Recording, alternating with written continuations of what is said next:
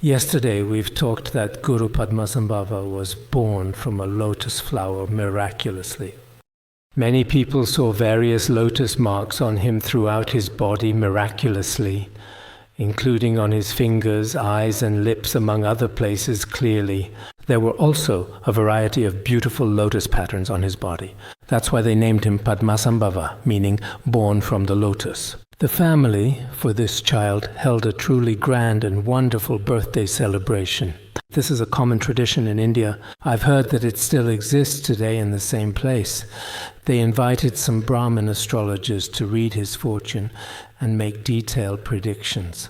This has always been the custom in the past. I also asked before whether they still have this practice now. It seems that nowadays, wasn't it about 190 years ago that India was under British rule? Later, in 1947, India gained independence. At that time, some of their laws specifically stated that certain castes and social classes were officially abolished.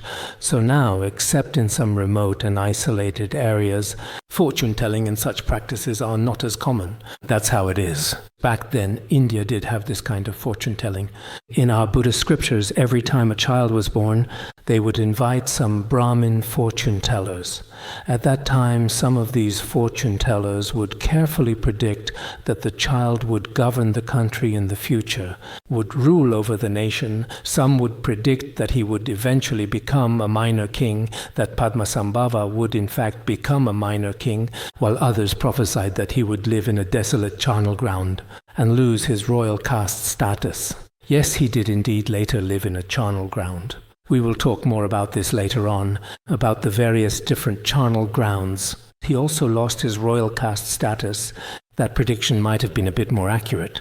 There were many different opinions with no consensus, but they all agreed on one thing, that he would be someone whom others would find hard to overcome, a truly remarkable person.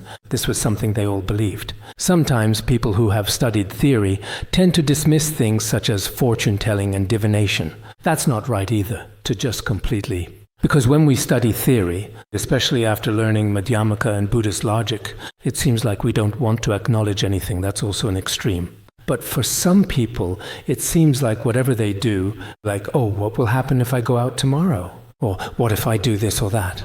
They're always looking for someone to do divination for them every day. That's also a bit excessive. When they asked a wandering yogi who had come here, a yogi with extraordinary spiritual attainment who wandered everywhere and whose practice was also extraordinary, what he said was accurate. He said this child will become a Vajrayana practitioner because he possesses characteristics of the Lotus family among the 5 Buddha families. All the characteristics of the Lotus family, so he will receive the blessings of Amitabha Buddha. In some cases, in some of our current Guru Rinpoche supplication prayers, it is also said to be the emanation of Avalokiteshvara Bodhisattva, Amitabha Buddha, and Shakyamuni Buddha. Such descriptions exist. Therefore, the child's name was given as Padmasambhava, which means lotus light, according to Sanskrit translation itself. So at the very beginning, Guru Rinpoche's name was called Padmasambhava by the people who found him when he first appeared there. Then, as the child gradually grew up, he began to study the subject of language, grammatical structure, and logical reasoning, as well as medicine and the arts and crafts and the 8 ways of reasoning that are especially valued in India and so on, all the detailed branches of knowledge. And he mastered all of these very clearly and thoroughly, without any obstacles. He was able to grasp everything with ease. Later, in a monastery called Samraksa city, inside an ancient temple, he took refuge and received 5 precepts from a Vinaya master.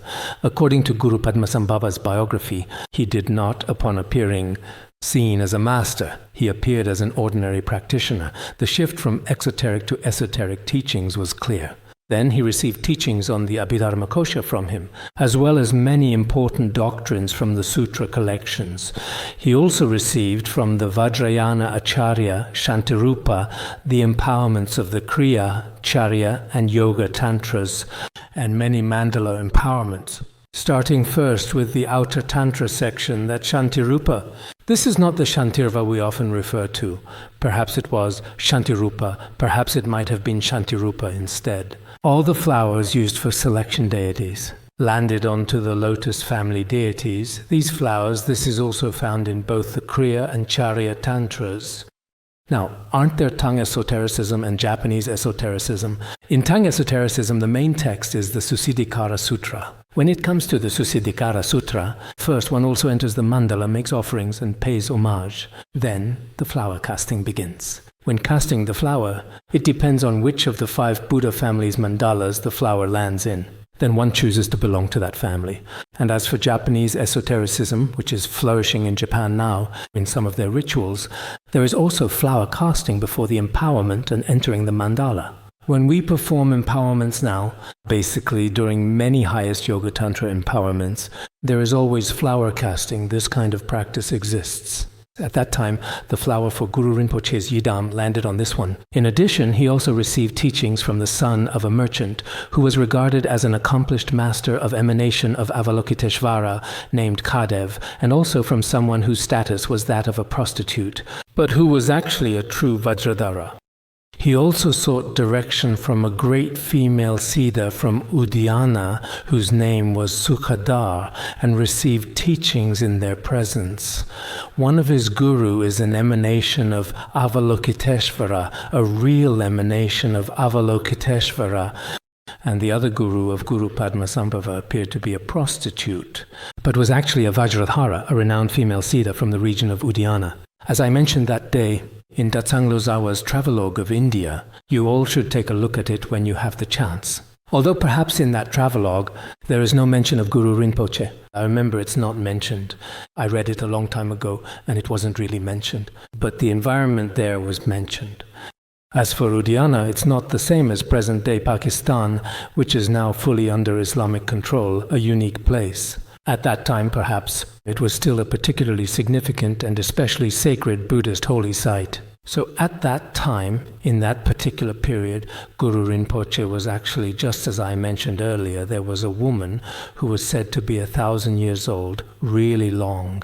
Living for 1,000 years means her lifespan was extremely long, so Guru Rinpoche was also, according to our current calendar system that we normally use today, before Guru Rinpoche first arrived in the Tibetan area, he was already over 1,000 years old in this world, more than 1,000 years old, because now, according to some views in the Nirvana Sutra, including when we calculate according to our calendar, it is often said that after Shakyamuni Buddha entered parinirvana, in the 8th year, Guru Rinpoche began to be born.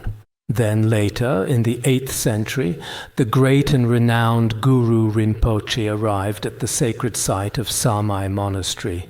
According to the ancient Phurba tradition, as everyone knows and understands well, from the time Shakyamuni Buddha appeared in the world until now, it has been nearly 1,900 years.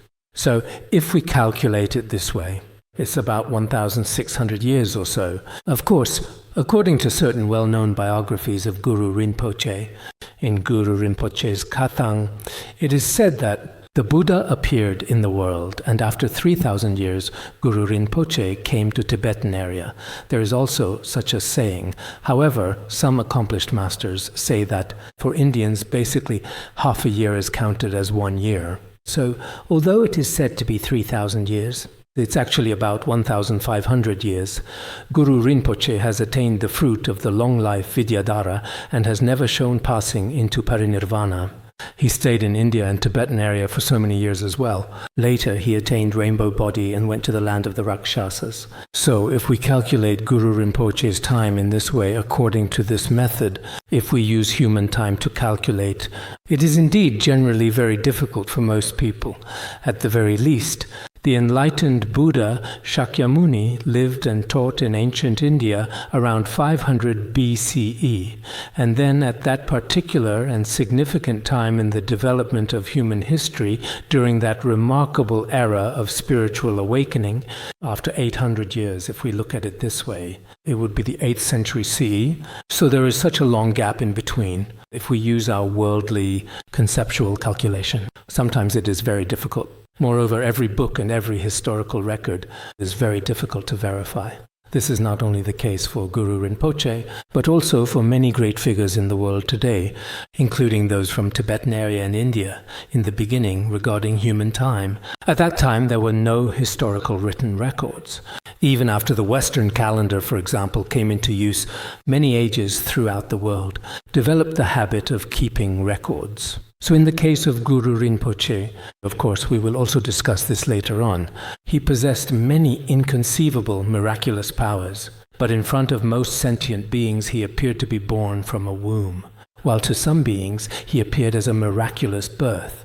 These should be reasonable and logical, just as the Lama said the other day, if a first Bhumi Bodhisattva can, in a single instant, manifest 100 miraculous births, then for Lera Blingpa to transform into 2 people, it would be an effortless thing. So Guru Rinpoche also attained the realization of long life Vidyadhara, gaining mastery over his lifespan. As such a great yogi, for him to remain in the world for however many years, this is also entirely possible. Moreover, other religions also have different accounts from many saints and sages of their religions. This interpretation should also be acceptable to scholars and practitioners. So at that time, he received the teachings in the presence of such a remarkable woman. In the extraordinary biographies of the great accomplished ones of the secret mantra composed by Taranatha, there is a figure named Gegge Rentsa. As for Gegge Rentsa, it is said that during the day he taught the Dharma to 1,000 dogs, and at night he practiced asceticism in the charnel grounds. Then he accepted Guru Rinpoche as disciple, and also transmitted the Dharma to him. In another book by Taranatha, it is also mentioned that Gegge Rentsa taught the Dharma to 1,000 dogs during the day. Such phenomena are very difficult for us to comprehend, aren't they? Everyone should also take a moment to reflect on this. Later, Guru Rinpoche. I think we're almost out of time for today. Every day, I can never finish everything I've prepared. All right, let's stop here for today, everyone.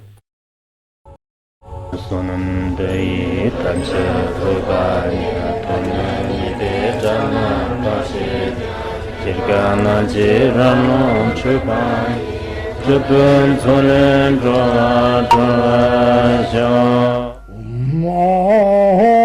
Bandangara Padmasambhava Bandangara Padmasambhava Bandangara Padmasambhava